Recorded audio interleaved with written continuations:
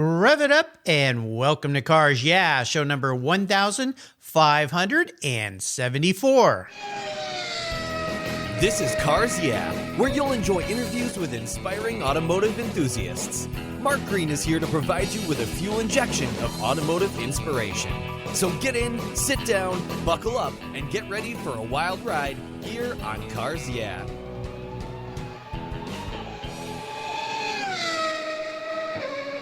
Hello, inspiring automotive enthusiasts, and welcome to Cars Yeah. I'm revved up and so excited to share with you today somebody who's calling in from across the pond, Peter Macalpine. He's in the UK, and he's sitting in a room full of some very special cars. Peter Macalpine joined Girardo Co, where he and his talented team offer the most up-to-date and accurate market knowledge relating to the sourcing, selling, and valuations of fine classic cars. Working one-on-one with a growing list of loyal clients, they help automotive enthusiasts and collectors source and sell vehicles, always matching the right car with the right enthusiast. Peter joined Girardo Co in 2018 as a junior executive, forming part of a driven and experienced team who achieved successful results for buyers and sellers.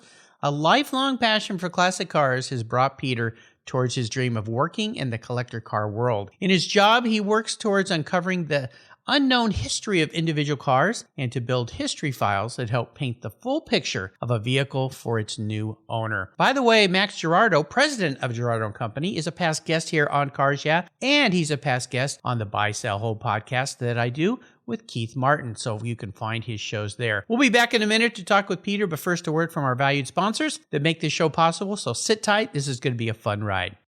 Did you know Covercraft is much more than car covers? They offer protection for the inside of your vehicles too. Sunscreens to keep your vehicles cool and protected from the sun's damaging UV rays.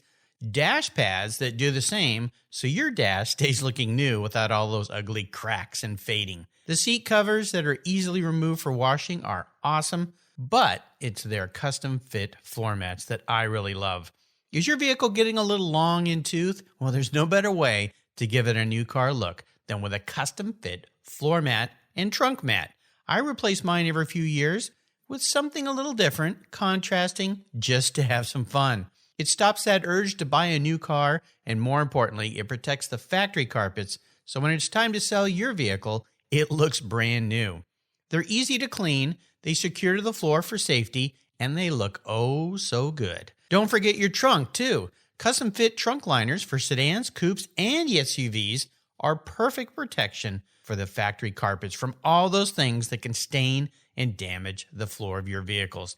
Check out Covercraft.com for a huge number of styles, colors, and options that'll make you smile. And I've got a deal for you. If you use the code YEAH120, that's YEAH120 at Covercraft.com, you get 10% off your Covercraft order. So go to Covercraft.com today and use the code YEAH120 at checkout. Tell them Mark sent you. That's Covercraft.com. Covercraft, they've got you covered. So what do you do after running a race team for 27 years with over 100 podiums, multiple Daytona wins, and a win at Le Mans? Well, if you're a racer and the Racers Group team owner Kevin Buckler, you found Adobe Road Winery. Located in Petaluma, California, he and his team have created a winning combination with the Racing Series, 4 ultra-premium red wine blends that are in a class of their own. Like racing, these wines comprise of art, precision, engineering, science, all wrapped in a whole lot of fun. You can choose from 4 blends titled Redline, Apex, Shift, and the 24. Today I'm going to talk about the 24. This wine earned 91 plus points from Robert Parker's Wine Advocate. It's a dark, spicy, and velvety blend with ripe blue and black fruits and very smooth tannins.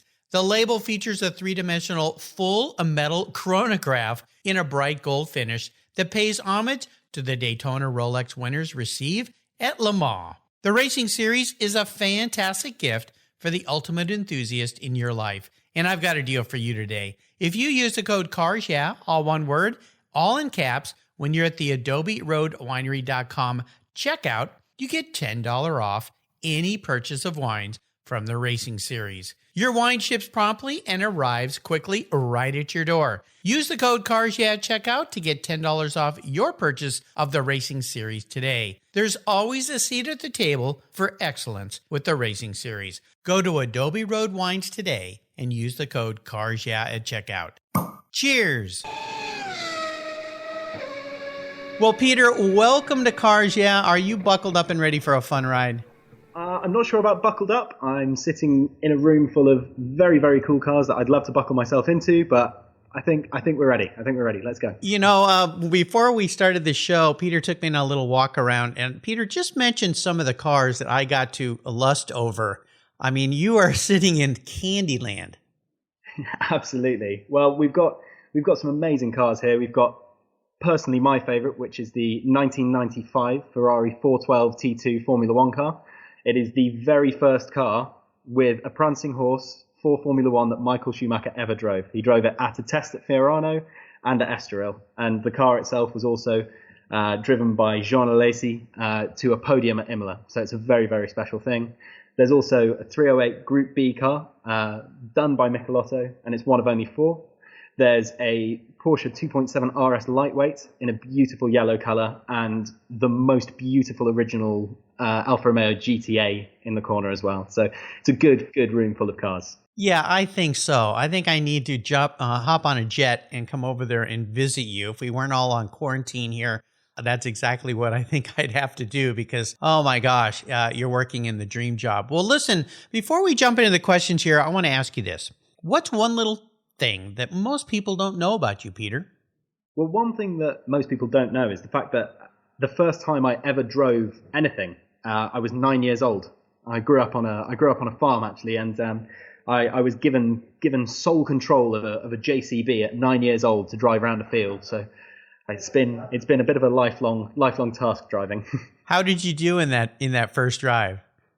It was okay. I didn't crash anything, didn't endanger anyone. So all in, I'd say for a first drive, successful. When my son was 8 years old, we were on a farm and he got to drive a Volkswagen Beetle. And he could barely reach the pedals and look over the steering wheel. And I remember I told him, look, whatever you do, hang on to the steering wheel. Don't let go. And we're going down this little bumpy road and we go over this ridge and you had to turn left. Otherwise, you'd go off the edge of this little, it wasn't a big cliff, but it would have been a nasty shunt, as you say over there. And so he's going and I'm going, turn. And I grab the wheel and I twist it really hard. Well, his poor little arms got all crossed up. And he goes, Dad, you hurt my arms. And I said, well, let go. And he said, you told me not to let go.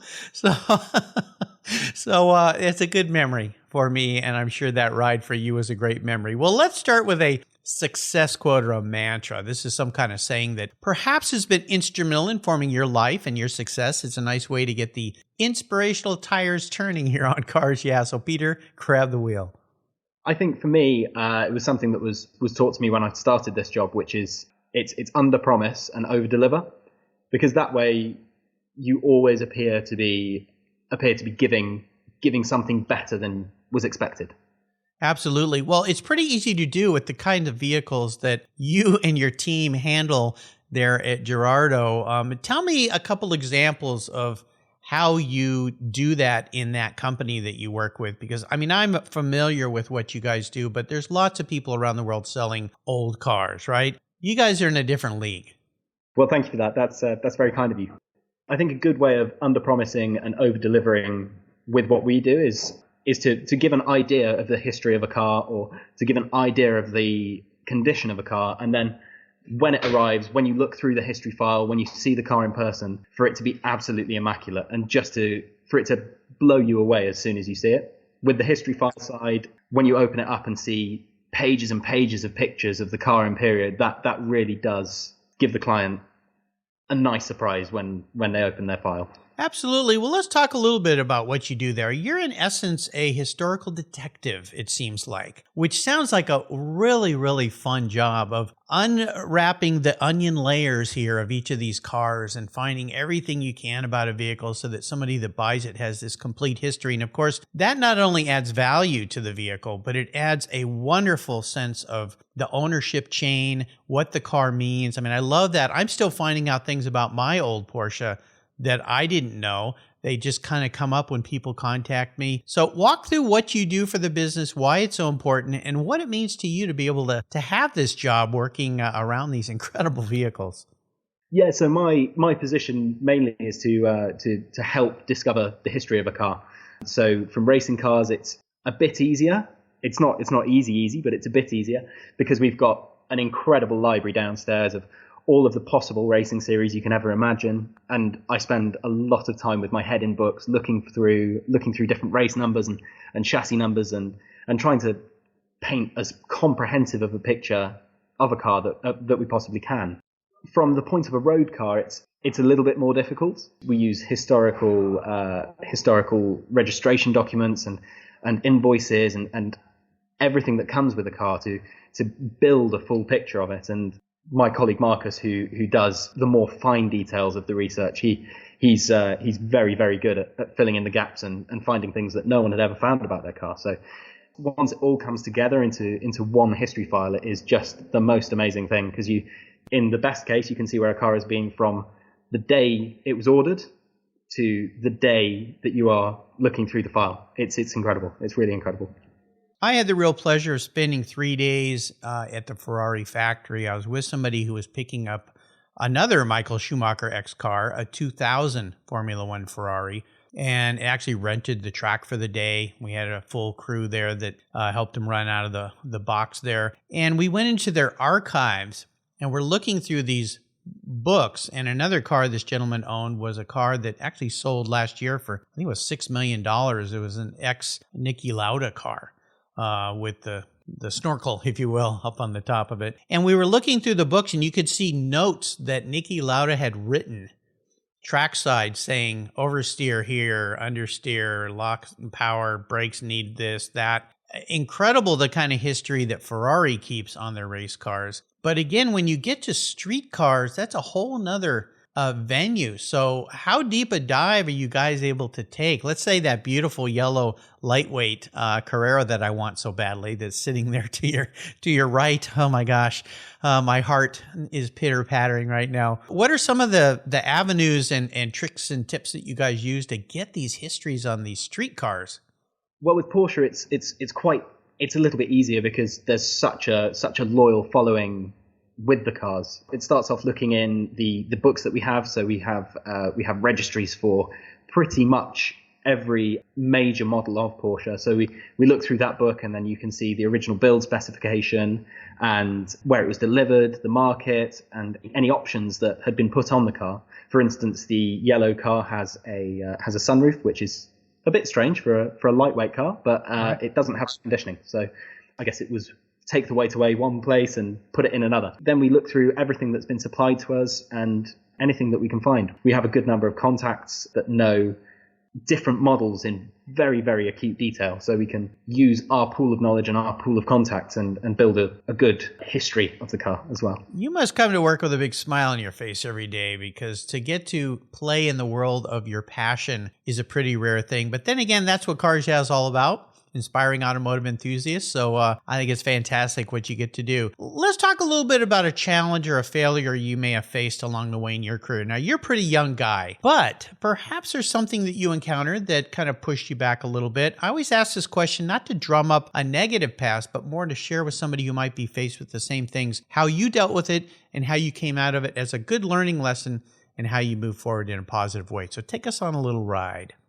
So I actually had a big think about this, and I don't think anything work-wise I could class as a big enough challenge. So I had to look back to university, and in my degree, I had to write a final year dissertation. And as someone who suffered with quite bad dyslexia throughout the entire school process, the idea of writing a 10,000-word dissertation was terrifying. It was really, really scary. But I guess going through that period and going through that process, being able to put all of the different parts of the research that I'd done together, it did really, really help me learn that all of the hard work that you put into a project, by the time you get to the end of it, it's entirely worth it. Looking back on that time now, I really learned that the amount of hours that I put in and the stress and the unhappiness of having to write a review of academic literature, it was all worth it. And looking back at the final piece of work, it's really gratifying. I really appreciate you sharing that with me. I have had what I've kind of deemed as a surprising number of guests on the show who have had to deal with dyslexia. And what I've found is, and I've kind of looked into it a little bit, because actually when my father, he passed away about 3 years ago at the age of 84. When he was 80, he fell and broke his neck. And when we were talking one day, he mentioned to me that he had dyslexia. And I looked at him and I went, "What?" And he said, "Yeah." He goes, "I have a really hard time reading and writing." And I said, "Dad, what are you talking about? Why am I just hearing this right now?" And he said, "Well, have you ever seen me reading a book?" And I, it's one of those epiphany moments. You stop and go, "You're right. I never did see you reading." He said, "Because I have a really hard time doing that." And he went very deep into the challenges that he had. Now, back when he was a child, they didn't understand what this was. So his teachers called him stupid. He goes, "My whole school life, teachers just call him," he goes, "My own dad said I was stupid. I didn't work hard enough." So what I've learned from this, and my sister who taught special education and has shared some books with me that talk about people with dyslexia have a different kind of brain that functions in a different way. And for many of them, they are able to see things differently than, say, somebody without dyslexia. And one of them is to be able to see in three-dimensional form. Well, now, my dad became an architect. He got a degree in college in engineering.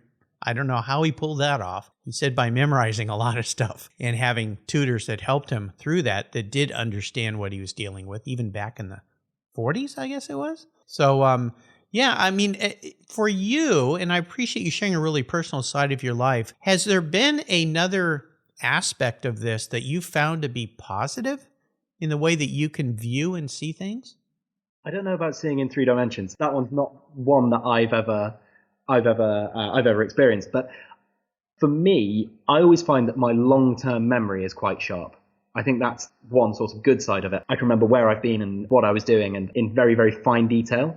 And the very small details that you usually let go in a scenario, I can remember. There you go. Short-term wise, it's a little bit more difficult because it's clearly being put somewhere for later, but it's not being accessed that quickly. But long-term memory and small facts, very, very small menial facts, I'm quite good at remembering. Well, that's great. And that serves you well with the kind of role you're playing there at Girardo Co as well. So, well, thanks for taking me on that journey. I find this really fascinating, and I just keep coming across more and more people. A lot of them who've been guests on the show are fabricators and builders and restorers and artists, which is quite interesting to me. Again, a different way the mind is working. I had a guest on the show not too long ago, Lewis Lee, who had a severe dyslexia, and he had a great way of looking at it. He said, "I think God just gave me a different way to look at things than he gave other people." And I think that was such a wonderful way for him to approach that in his life because it was such a challenge. But he's been successful in the other businesses that he does. So I just find it fascinating. You learn the most interesting things when you just listen to people and ask them good questions. We're going to take a short break and thank our sponsors here. But when we get back, we're going to go on to Peter's personal automotive journey, this passion he has with cars. So keep your seatbelt on. We'll be right back. If you're listening to Cars Yeah, you've probably spent some time working on your favorite ride. But how confident are you working on your finances? You may be able to rebuild a fuel injection system, but can you decipher the details of a mutual fund? If you're like me, investments, insurance, annuities, budgeting, and other financial concepts may seem a bit daunting, but what if I told you there's a book that describes these subjects and more in an easy-to-read and a very humorous way? My friend Chris Kimball, CFP, a longtime sponsor and past guest here on Cars Yeah, has written that book, and it's titled The Saga of Ike and Penny, a couple's humorous journey through the confusing world of finance. It's a fun look at things you need to know. Everything from investing to effective ways to get rid of credit card debt, and it's probably the only book on finance with a VMAX on the front cover and a classic Mini Cooper on the back. The book's available at Amazon for just $10, and this book will dramatically improve the direction of your financial future. I gave copies to each of my children. All securities are through Money Concepts Capital Corp. Christopher Kimball Financial Services is not affiliated with Money Concepts Capital Corp. Get your copy, The Saga of Ike and Penny, today. My favorite collector car magazine is Keith Martin's Sports Car Market. I've been a subscriber for decades. Sports Car Market is the Wall Street Journal for enthusiasts and collectors. It's your monthly must-read, whether you dream of owning a collector car, maybe you have two, or maybe you've got 200. Sports Car Market has been around for 31 years, and it's filled with valuable articles, intelligent write-ups, and the latest auction sales. Go to sportscarmarket.com and subscribe today. And don't miss my weekly podcast with Keith Martin titled Buy, Sell, Hold. It's the essence of collecting. We talk to the movers and shakers in the collector car world. Here's a couple deals I have for you just for listening here on Cars Yeah. If you use the checkout code Cars Yeah, you'll receive a 50% discount on your digital subscription at Sports Car Market. That's an exclusive offer from Cars Yeah. And guess what? Here's another deal. If you'd like to get the actual magazine, use the code BSH for Buy, Sell, Hold. That's code BSH, and you'll get $10 off your annual print subscription. That's right, $10 off. Both of these are exclusive offers here at Cars Yeah for Sports Car Market Magazine. Just go to sportscarmarket.com and get your deals today. Okay, Peter, we're back, and I would love for you to share this passion that you have with cars with us today. Is there a pivotal moment in your life when you knew that you were going to be a car guy? So as long as I can remember, I was always really interested in anything mechanical, anything with an engine, really. But cars came in for me in one very, very clear moment of clarity. Luckily, I mean, for someone in the classic car industry, there's always one person or one thing that seems to make them interested. And for me, that was my uncle, who's called John Guyot. He's a great guy. He's had some very, very cool cars. And he's always had fun with his cars, which is the important thing. And it was in 2005. It was in 2003 actually. And he was racing his D-Type at Aintree Circuit. Now this is before the D-Types took this enormous leap in value, and he was just using it as more of a plaything. And he'd actually done this race meeting, and there was a special guest. Well, there were two special guests at the meeting. One was Sterling Moss, and the other was Tony Brooks. Oh my gosh. Wow. And John's D-Type was an XKSS conversion car. So it was the first XKSS that was turned into a D-Type. So it had two seats. So he got driven around Aintree motor racing circuit by Tony Brooks. Oh my. And he then pulls into the paddock. Tony Brooks gets out. John jumps into the passenger seat and he waves me over. And there I am, 6-7 years old, with huge ear defenders on that were about the same size as my head. And he said, "Peter, come in, jump in." He puts me into the passenger seat of this D-Type and then drives me back into the paddock. And I just remember sitting there thinking, this is the coolest thing in the entire world. Looking at all of the people, mouths open, looking at this beautiful, beautiful piece of art. And then I get out and see the fin and just the look of the car and just the memory of the noise and everything. Oh my gosh, what an indoctrination. Well, I think anyone who didn't become an automotive enthusiast after that day, especially at that age, definitely just wasn't destined to love cars. So, oh yeah, I've been going to the Pebble Beach Concours every year for, well, this would have been my 31st year if they were going to do it this year. Unfortunately, of course, as we all know, they've had to cancel. And I've been taking my son since he was quite young, and I think he was about 7, and he met a man who had a D-Type, and the guy invited him to drive onto the lawn on Sunday morning with him. And my son came running over. He said, "Dad, that man wants me to drive onto the lawn with him tomorrow morning." And I said, "Well, I want to drive onto the lawn with him." And so we put it early. We were there at 4:30 in the morning. We put him in the seat, and I went down and, with the Haggerty Dawn Patrol and had some coffee and donuts. And sure enough, eventually they came around the corner. And yeah, the smile on his face was, I think he had a grin on his face for the rest of the day. So those are great things when people allow young people to sit in their cars and experience their cars and share them. That's what this hobby's all about. So, oh my gosh, what a wonderful thing for you to do. Well, how about your first really special car? What was it? And maybe share a memory you have about that ride. I've not actually owned many special cars. In fact, I've only ever owned one. That's all it takes. My only other car is a BMW second generation Mini. And that was used as just a runaround, really. Yeah. And I guess that isn't that interesting. So would you like to hear about the most special car I've ever driven instead? Well, I love Minis. We bought my daughter a couple Mini Coopers, and I actually spent a lot of time behind the wheel in that car driving her to college every year and then flying down to California and driving back home. 1,400-mile drive, and I was shocked at how comfortable it was. But yeah, I think we want to hear about the most interesting car you've driven, because I think you've gotten behind the wheel of some very special rides. So buckle up. So it was one of the best days of my working life, probably the best. It's a special moment in any car enthusiast's life when they first get to drive a Ferrari. And I was out on a photo shoot. I'd had to drive out to an airfield to go and do this photo shoot for a car. And I was told that I needed to drive the car for some video and for some moving shots. And then I was handed the keys to the car. I knew what it was going in, but I didn't want to believe it was actually going to happen. And then I climbed into a Ferrari 250 short wheelbase. Oh, oh yeah. Well, I've had the pleasure of driving two of those cars. And oh my gosh. Yeah, what a lucky day. So give me your impressions of driving that car. And you were at a place where you could actually have a little fun, because an airfield, it was safe. You could get up to speed. So what was your impression?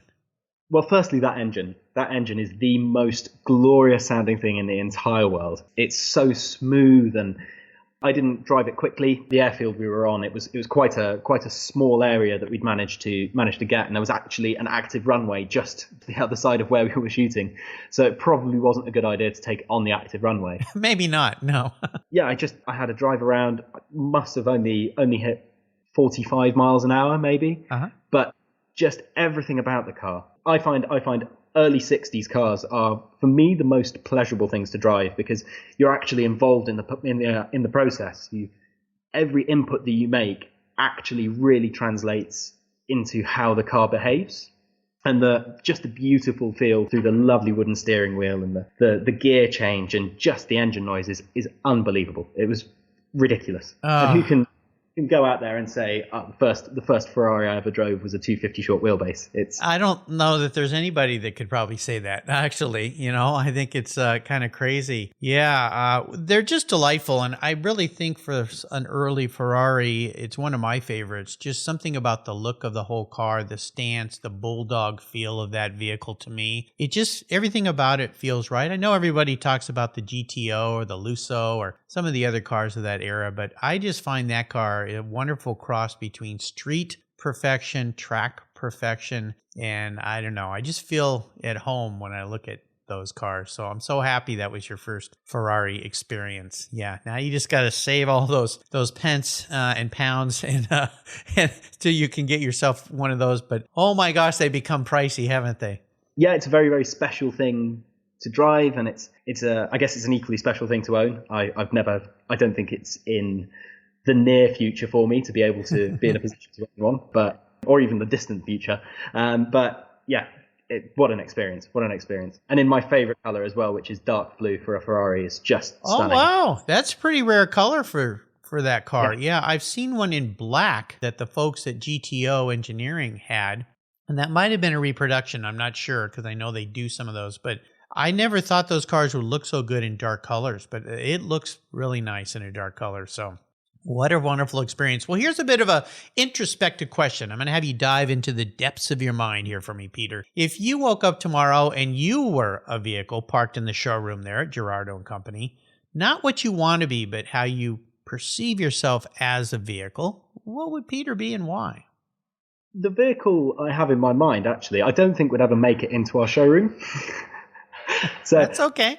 I've been asked this question before, and I tend to go back to the same answer. And I think I'd probably be a Range Rover.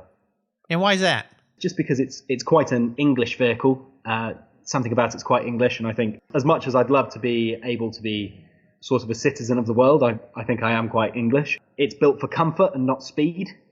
I'm no athlete, so I think that's a fair enough idea. And growing up on a farm, I think, like a Range Rover, I was sort of designed to be in the countryside and to be built for that kind of environment, but it just ends up spending most of its time in the city. There you go. Wow, great answer. Thank you for that. Well, we are entering the last lap here. I'm going to fire off a series of questions and have you give us some quick blips of that Range Rover throttle kind of answers here. So let's go. What's one of your personal habits you believe has helped contribute to your many successes in life? I think it's obsessing over mistakes that I make. So if I ever make a mistake, I will give myself a really, really hard time for it. And I'll make sure that I remember how annoyed I was at myself that I made that mistake, so it doesn't actually repeat itself. That's the idea anyway. Learning from your mistakes. Absolutely. Well, that's what makes those lessons so valuable. And that's why I always say to people, it's okay to make mistakes because you learn something from it. So move on. How about if I could arrange for you to sit down and have a drink or a meal with anyone in the automotive industry, living or deceased? Who would that person be? For me, it would have to be Senna. It would have to be Senna. Just to be able to sit down, and there are so many historic moments in motorsport that he was involved in, and to be able to ask about 1989 Suzuka and 1990 Suzuka, and just to be able to sit with him and even ask about that pole lap round Monaco in 1989, the out-of-body experience that he described, it must just be, to hear firsthand, must be ridiculous. It must be incredible. Yeah, my regular listeners have heard this. I have one of his quotes on my business card, in the back of my business card, and the quote is, "The past is just data. I only see the future." And I always love that because it relates back to your comment before of learning from lessons, and that those lessons of times that maybe we failed or we've had challenges are just data. And we'll use that to move forward and always look ahead. And of course, it's a great metaphor for racing, which is head up, look through the windshield, look where you want to go, not where you are. Senna is one of my heroes as well. How about the best automotive advice someone else has ever given you? It would probably go back to what my uncle told me about cars, which is they are items to be enjoyed. They're something that is very special to a lot of people, and a car is only a car if it's being driven. Otherwise, it's a piece of history and a piece of art. He genuinely believed that those people that enjoyed their cars the most were the ones that used them. So I think that's a good philosophy to think about when you're thinking of these cars, because as special and historic as pretty much everything in this room is, they are there to be used, and it would be a shame not to use them. I need to do that more with mine. I tend to not drive it as much as I should because I'm afraid something might happen to it. It's become worth a lot more money than what I paid. I was just lucky with that buy. But I do need to get out there and enjoy that more. And that podcast I do with Keith Martin, Sports Car Market, he always ribs me because he enjoys his cars. He drives his cars. And he keeps saying, "Mark, I want to see a video of you eating a burrito in your car, dripping sauce in your lap and driving down the road with a big smile on your face." And I said, "I'm not sure that's going to ever happen." But I did shoot a video of him for him that I posted on Facebook of me drinking coffee and eating a piece of my wife's delicious banana bread in my BMW M3. So I got a little closer to loosening up a little bit there, but I need to get a little bit looser. How about a resource? Is there one out there that you would share with our listeners that's a go-to for you? So doing a lot of research, I use two websites quite consistently. One is Barchetta. So that's amazing for if you're looking into classic Ferraris. It's just a chassis number database, and there's great history behind each car, and you can find so much. And then for non-Ferraris, I tend to use Ultimate Car Page quite a lot. And that's usually a really good starting point. So you can find pictures, you can find small write-ups on models of cars, and I think that's a really, really good place to start. And then you delve into a library after that to try and find the finer details. Very cool. Now, how about a book? Is there a book you've read you think our listeners would enjoy reading as well? I was thinking about this, and it's an amazing book, but I don't think it's that accessible. Okay. So it's Inside Track, which is the Phil Hill book.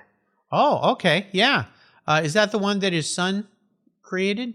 Yeah, it's the most beautiful item. I remember when ours arrived in the office, and it's one of the few times that a book has turned up in our office and then everybody just stops what they're doing and starts looking at it, because it's filled with very personal stories, and most of the photos in there were actually taken by Phil when he was at race meetings. So it's like seeing his history through his eye. It's just incredible.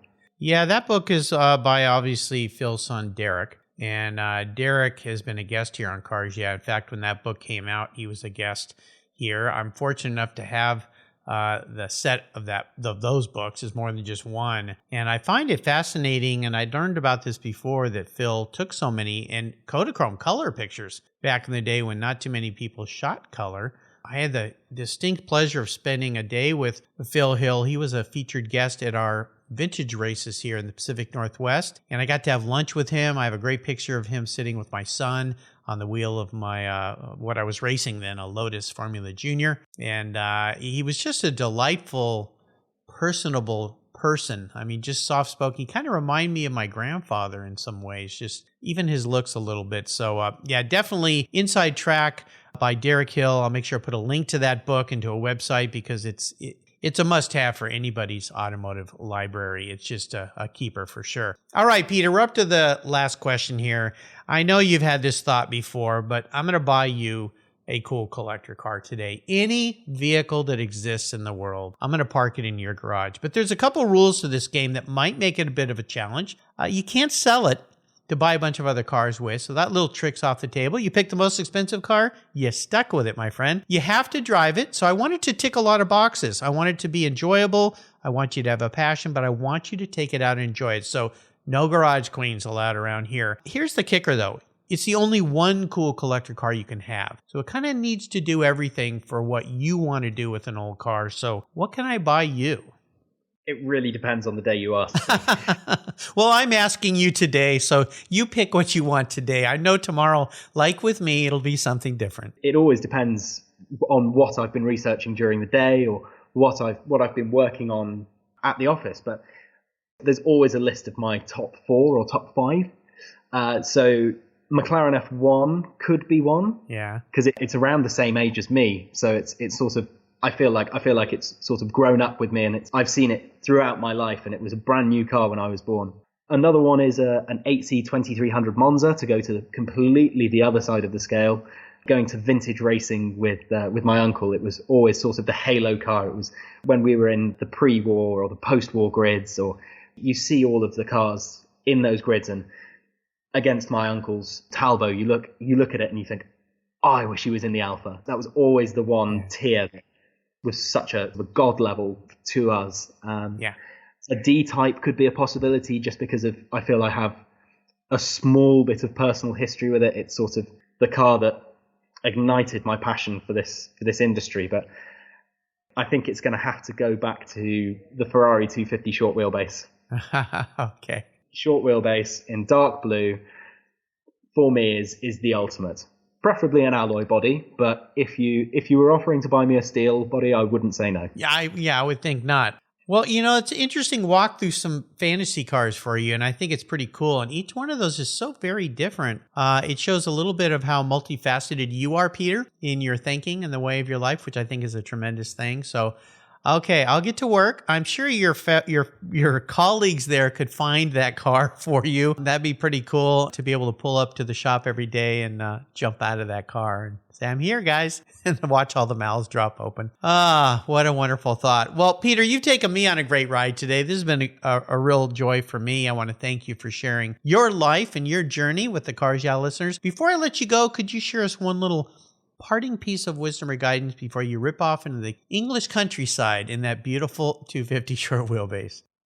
I think it's just that you make your own luck in life. I was very, very fortunate to be able to work in this industry, and I feel my entry into the industry was very lucky. But I think if you see an opportunity, you've got to take it. And then if you do take the opportunity and you do get into a job, then I think it's just a case of really working and really showing your passion for what you're doing.